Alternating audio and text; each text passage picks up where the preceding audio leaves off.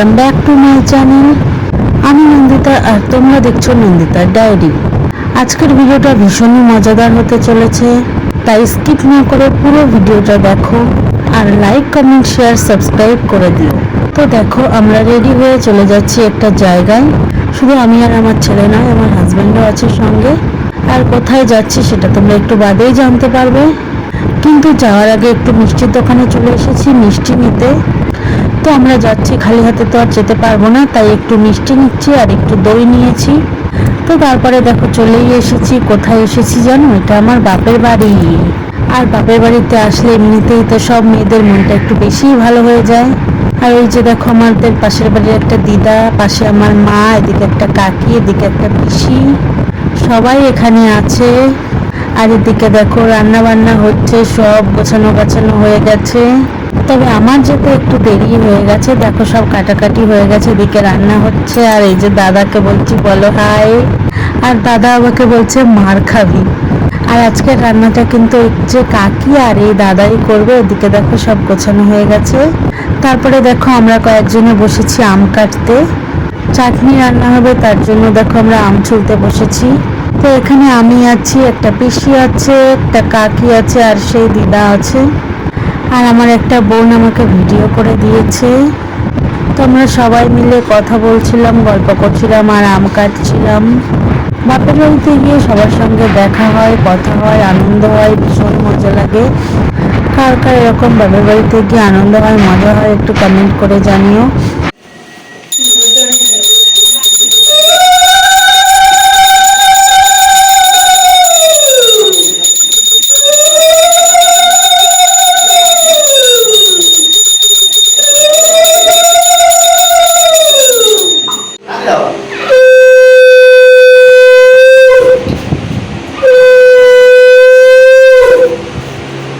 এবার দেখো মা আসন সাজিয়ে হরিচাঁদ শান্তিমাতাকে সাজিয়ে গুছিয়ে নিয়ে পুজো দিয়ে দিল।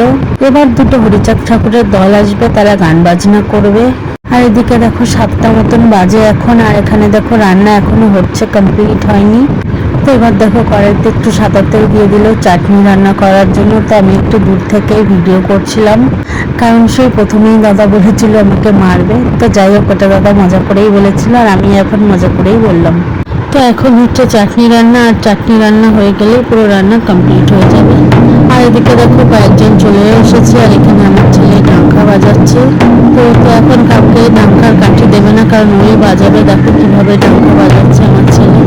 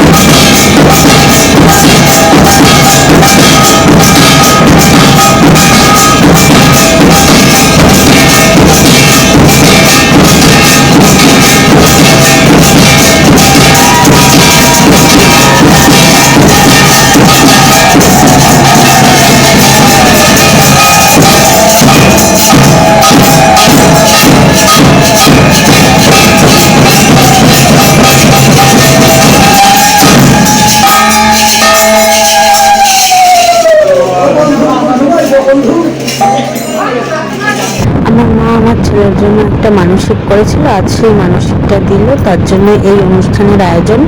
বাজনা শেষ করে সব ভক্তরা এখন প্রসাদ নিচ্ছে, এরপরে আমরাও প্রসাদ নেব। তো আজকের ভিডিওটা এইটুকুই, তোমাদের কেমন লাগলো জানিও। তোমাদের সঙ্গে দেখা হচ্ছে পরের ভিডিওতে।